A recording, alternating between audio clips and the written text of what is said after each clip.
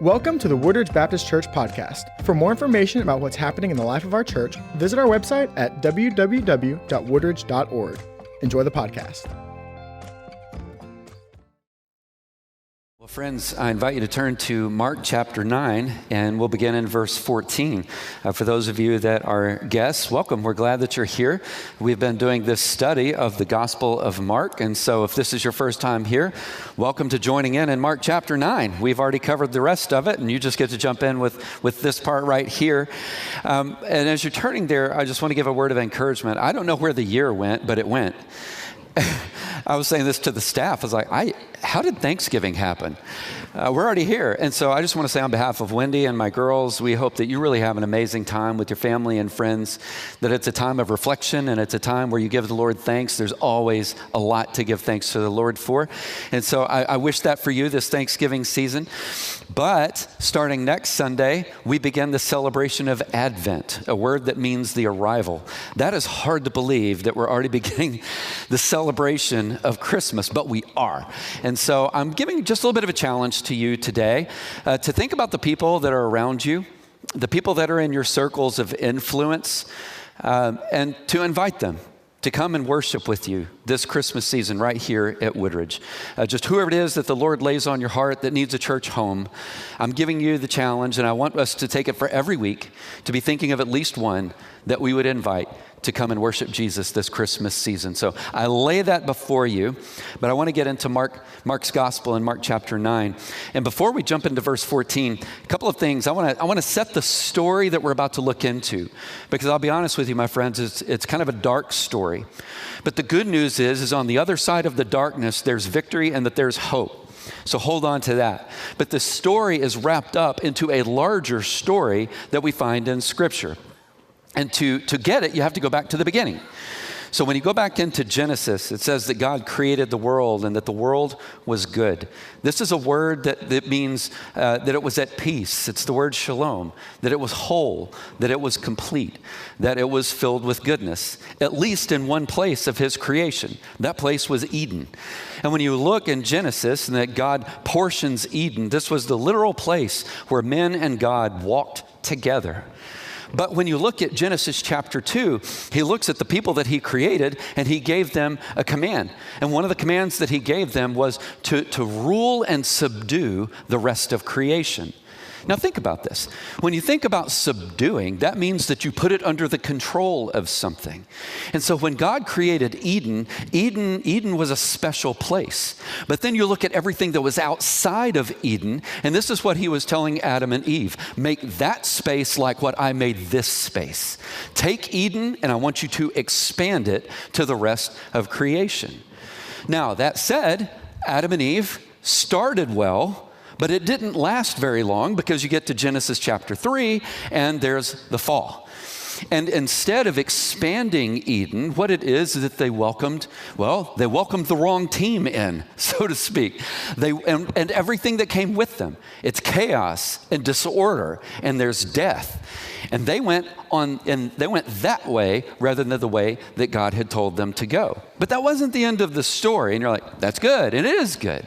Because beyond Genesis chapter 3, you find that there's a story of the work of God in the people of God and through the people of God to bring redemption. And because of redemption, there is restoration. You see this, you really see this first and foremost when Jesus not only dies on the cross, but in victory he raises from the dead, and death doesn't have a sting anymore. That is the rest of the story. But as you hold those points in mind, it gives you a way of understanding this story in Mark chapter 9, beginning in verse 14. Here's the way it goes. I invite you to read it with me. It says, so when they came to the disciples, they saw a large crowd around them and scribes disputing with them, as the scribes do. Am I right? It's what they're known for. And when the whole crowd saw him, they were amazed and they ran to greet him. And so he asked them, what are you arguing with them about? And someone from the crowd answered him, Teacher, I brought my son to you. He has a spirit that makes him unable to speak. And whenever it seizes him, it throws him down, and he foams at the mouth, and he grinds his teeth, and he becomes rigid. And I asked your disciples to drive it out, but they couldn't. All right, now stop for just a second. When you're looking at this story, there's a lot that's going on. Some have looked at this and said, well, I don't think that there's necessarily anything supernatural happening here, like the demonic. Maybe what this kid was up against was epilepsy. If you think about the characteristics of what this boy was going through, his body's becoming rigid, he's foaming at the mouth. I can actually speak to something about this. I do have a seizure disorder, and that would be a fair way. Like if you're not looking for the supernatural in a situation, you would say, I bet this guy has a seizure disorder. Now, some others would look at this and say, not so sure. It seems to me that there's an unclean spirit that's at work here, and there's only one way to defeat an unclean spirit, and that's through the power of God, and you'd be absolutely right in saying that. But I want to point something out. In the Hebrew mindset, for the people back then, it could be both. It could be both. When you think about the way that demons work, you can even look at Luke chapter 13, where it talks about a spirit of affliction. Literally, that is physical sickness. One of the ways that demons work is they work against you in your health. They will also work against you in your strongholds or in those points of moral weakness that you've got, and they know exactly how to attack. But that's exactly how the demonic works. Demons attack us at our weakest point or at the points that they feel like they can get us. I want you to notice something here. Did you notice that the disciples couldn't get the demon out? They came to the disciples first, and they're like, we need to get this out of my kid. And the disciples tried, but it didn't work. Now, here's something that's interesting. They've been casting out demons before. So why couldn't they cast out demons now? I'm glad you asked that question. And I want you to hold on to that question, because I want to keep going in the story before we get to the answer. Look at verse 19. So he replies to them, you unbelieving generation, how long will I be with you? How long must I put up with you? All right, now stop for just a second. How many of you have ever thought, if I were having a conversation with Jesus, I know what he'd say to me. How long do I have to put up with you? Right? That's usually not the way that we look at the way that Jesus would speak to us. But I think there's something going on here. Right before this happened, where this parent brings their boy up to Jesus for healing, you have to remember that Jesus had transfigured in front of Peter, James, and John. And he had told them that we're going to go to Jerusalem, and in Jerusalem I'm going to die, but on the third day, I'm going to rise again. And everything after that moment was a turn and a looking ahead to the crucifixion. Everything is what was going on there. And when you think about this part of the story here, there's something that I think is happening. When he says something like, well, how long do I have to put up with you? Or he asks this question, how long am I going to be with you? Here's something I think was going on in Jesus. He knew his time was coming to an end. And he's probably sitting there with a thought like this. All right, my time is coming to an end. I've got to hand the ministry off to, oh my gosh, these people. And here you've got this guy with a demon-possessed kid coming up, and he's like, help! And they couldn't. And Jesus is going, my days are numbered. Y'all got to figure this out because I'm handing it over to you. I think there's something like that that's going on here. And Jesus is feeling the weight of that moment. It's like, when are you going to figure this out? By the way, I do think in hindsight that if Jesus were before me right now, he would probably look at me in a couple of ways and go, dude, when are you going to figure some of this out? How about you? So here's what he said in response. He says, bring him to me, which, by the way, they should have done that anyway. And I don't necessarily just mean physically, but I also mean spiritually. We always take things to Jesus, always. So he says, bring him to me. So they brought the boy to him, and when the spirit saw him, that is Jesus, it immediately threw the boy into convulsions. He fell to the ground. He rolled around. He's foaming at the mouth. And I want to stop for just a second and point something very important out to you this morning. Sometimes things get worse before they get better. Sometimes things get worse before they get better. And some of you know this. If a demon is going to be attacking us at our weakest point, as a way to ensnare us and to create a stronghold in us, I want you to think about parents that have fought and fought and fought because their child has an addiction. And they're in it for the long game. But they're fighting for their kid. This is a moment like this, where a parent is coming and saying, please do something for my kid. Parents, you know something about this. Or you think about a weak point in a person's spiritual life, and the attack just goes right there, and you feel like there is no victory here for me. It's like I keep coming back to the same old thing. You know exactly what this moment is like, and I'm telling you up front, bring it to Jesus. Bring it to him. Sometimes, though, things might get worse before they get better. As a parent that might have watched at some point a child trying to come out of a drug addiction or alcohol addiction, it can be a difficult fight. It's a fight. Things might get worse before they get better. So when you look at what's going on here, we have to remember there's a fight.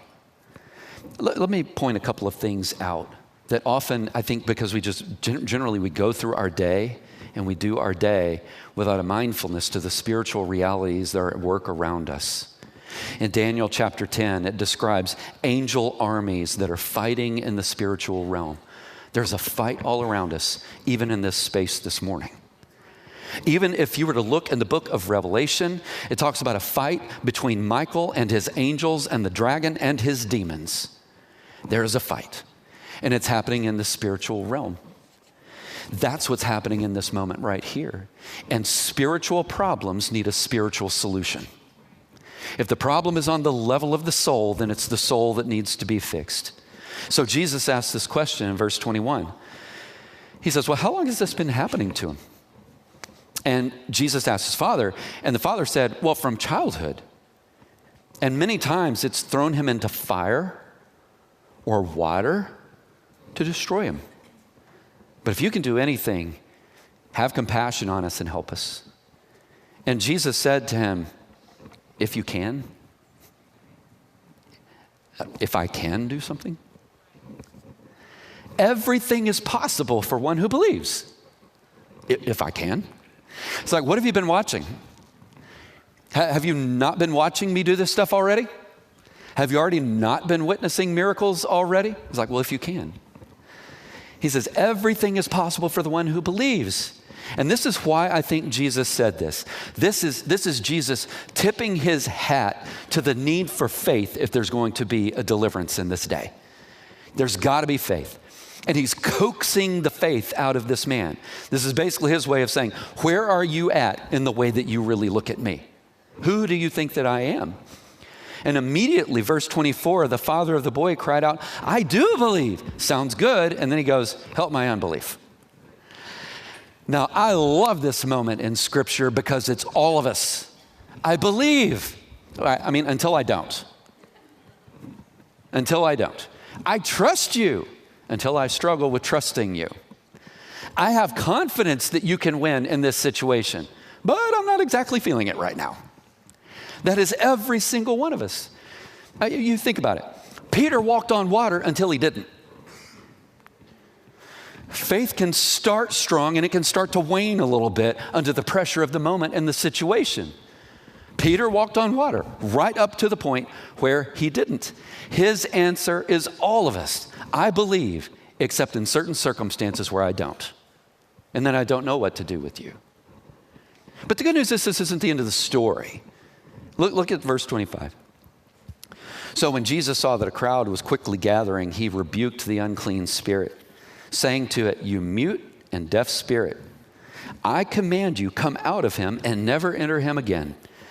And then it came out, shrieking and throwing him into terrible convulsions. By the way, sometimes things get worse before they get better. And the boy became like a corpse, so that many of the people that were around said, he's dead. All right, let's stop for just a second. I was doing a little digging on the Greek because it's kind of unclear here. Is the boy dead? Or is he just unconscious because he just went through a pretty traumatic situation? I'll be honest with you. Right now, I'm not sure. I'm not exactly sure quite how to read it. Here's what I am sure of is the way that the next verse informs it. It says, but Jesus, taking him by the hand, raised him up and stood him up. All of the language in verse 27 is a foreshadowing of what was going to happen in the resurrection. What was going to happen to Jesus and the resurrection. They got a picture of it as this boy raised up. It's a hint, so to speak. It's a signpost of something that was going to be coming. And then after he had gone into the house, his disciples asked him privately, why couldn't we drive it out? Do you think that you would have asked that question too? I mean, if you had already had people coming up with demon-afflicted people, and you had already been a part of a deliverance ministry for these people, and then all of a sudden it's like the power stopped, and you couldn't, do you think that you might go to the Lord who gave you the authority to begin with and go, what happened? Like, why all of a sudden did I not have the power? I've had it before. Why couldn't I do it in this situation? And Jesus, if you think about it, this kind can only come out by nothing but prayer. This kind of what? Right? This kind of what? What have we been up against the whole time? Or only by prayer? What was the other stuff that we were using? I'm glad you asked that question. What does this even mean? I'm going to give you a couple of thoughts here, and it's going to go in a direction that you might not have expected. Back at this time, they really believed that demon possession was rampant, that demon influence was rampant. And by the way, if you look now and you talk with people in ministry, the number of people and pastors and ministers and priests that are called by families to come and help because they think that demons are against them or against their family or a friend or a loved one, those numbers have exponentially blown up in the last few years. So it's like people are starting to figure out that there is something deeply wrong with the spiritual realm, and we need some solutions to this.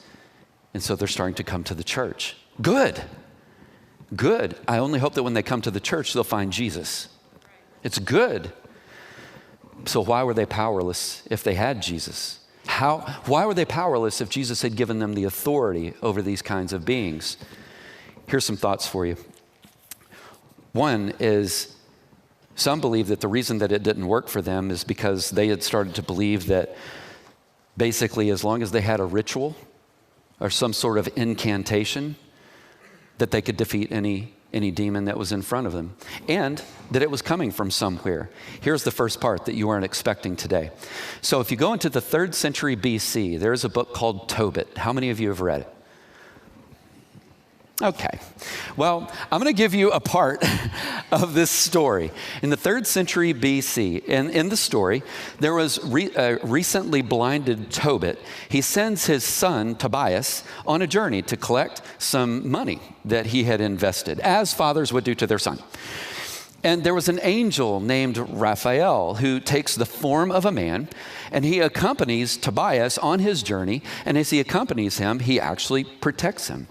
Now, unknown to Tobias, his journey would involve securing the organs of a fish for future exorcist purposes. Now, this is 3 centuries before Jesus. And in the process, good news, he meets his future wife, Sarah. Aw, see, it's Hallmark. Now, here's the way the rest of this goes. So Tobias was uncertain about marrying Sarah. And the reason is because, now imagine this date. They go out on a date. He's like, well, tell me a little bit about yourself. He's like, well, I've been engaged before. He's like, oh, okay. Well, how many times have you been engaged before? And she goes, 7. Well, that's what Tobias figured out. And then he goes, well, hold on. What happened? I mean, why didn't you get married any of the 7 times before? And the reason is that there was a demon that was going after each of the men that she had been engaged to. And the demon's name was Asmodeus.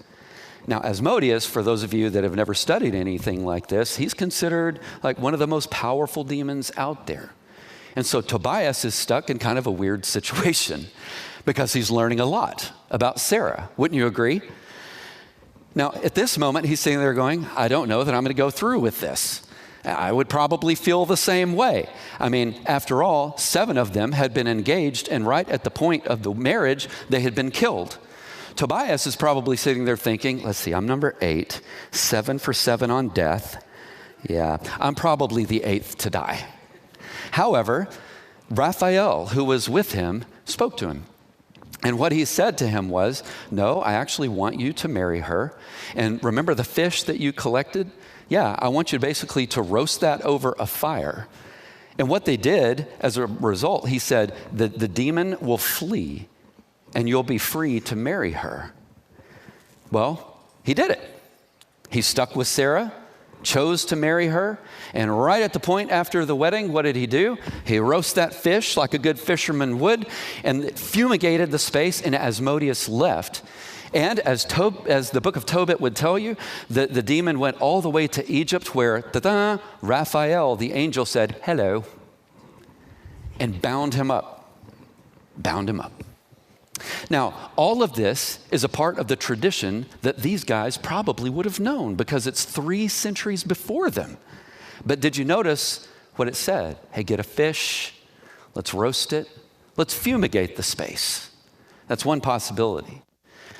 I think there's another possibility here as to what was going on and why they were powerless. Hold on to it. It goes to a guy named Josephus. In the 1st century, Josephus talks about a man named Eleazar. And Eleazar, he said, I have witnessed the hand of Eleazar where he would cast demons out of people.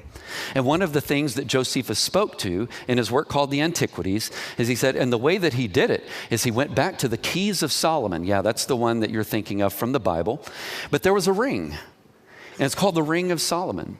And Eleazar knew of the tradition going back to the Ring of Solomon where you could put it up to the nose of somebody and you could pull the demon out by the nose. I'm not going to get you into the details of all of it, but you have 2 different stories. Now think about this. You could fumigate a space by a fish. You could have the Ring of Solomon and pull it out by the nose, or at least by tradition. You could try both of those things and never call upon the name of the Lord. You could do that. And I think maybe this is a part of what is actually happening here.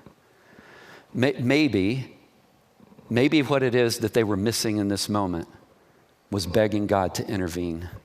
And they thought, I've got some tools of the trade, some things that have been witnessed to for several centuries, and I think I'm going to give that a try. And it didn't work. You need the authority of Jesus over these entities, not just a ritual. Not just a ritual. To be fair, Mark doesn't tell us. He just kind of leaves it that all of a sudden a ministry that they once had was stopped and they were powerless over it. Or another possibility is this. They believed that once Jesus gave them the authority over the demons, they just thought they had it. It's like, okay, I've got it. Don't need you anymore. See, it's just with me. You gave me all authority. And that again would have been a way of missing the boat. Instead of I've got this, they should have said, I've got Jesus. I've got him. And we should say the same. But there's something else that I want to draw to your attention this morning in this story. Think about it with me. Something I think we're supposed to learn. I want you to get this lesson from the powers of darkness that Scripture talks about.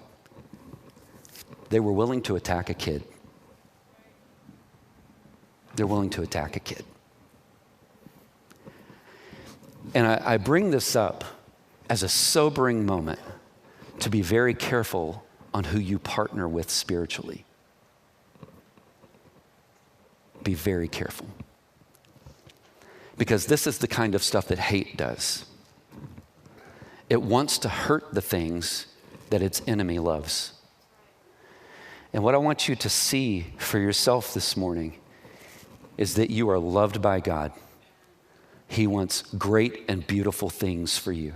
He wants you to have life and fullness and wholeness. That's what he wants for you. But be very careful on who you align yourself with. I want to say something for those of you that are followers of Jesus this morning. You remember at the beginning of this, I said, you go back to Genesis and there was creation. And there was this command to expand Eden, subdue creation, right? You remember that? And then in Genesis chapter 3, you see the fall of Adam and Eve. And ever since then, the world's been a little bit messy. Is that the understatement of the morning? It's been just a little bit messy, and some of you are living in the mess. But the reason that I'm talking to those that are followers of Jesus is because there's something that I want you to reclaim for yourself this morning. In Genesis 2, when it said, I want you to subdue creation, he was talking about the parts that were outside of Eden. It wasn't true that the whole earth was Eden. It wasn't. Because where else would Adam and Eve be cast if everything was Eden? They didn't go to Mars, for goodness sakes. They went outside of Eden. They went to a place of chaos and disorder by their choice. By their choice. But did you know that if you look over in the New Testament, there's actually a section of Scripture that reminds us of what God wanted from us in Genesis chapter 2 when he said, rule over it and subdue it. Because what he meant by that was to expand God's rule and reign over creation. And the answer is, it's called the Great Commission. In Matthew chapter 28, he says, go and make disciples of all nations, baptizing them in the name of the Father and the Son and the Holy Spirit. And he gives this promise, and I'm with you as you go.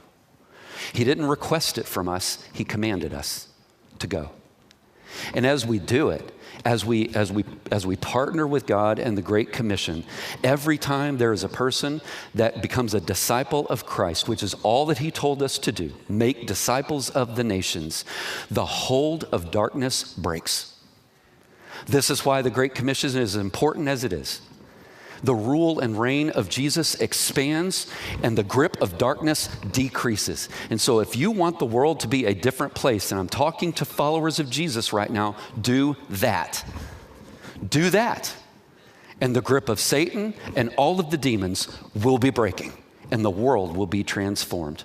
What was true of Genesis 2 is spoken of again in Matthew chapter 28. And just as he looked at Adam and Eve and he said, I partner with you in this, same in Matthew chapter 28, I'm with you as you go. And so we go. So I have a question for you this morning. This is just to the followers of Jesus. How are you doing on that? How are you doing on that? You might be doing great. Keep going. Or you can't think of anybody that you've actually invested in, prayed over. Today is the day to begin. It's the day. We hope you have enjoyed the podcast. For more information about our church, visit www.woodridge.org.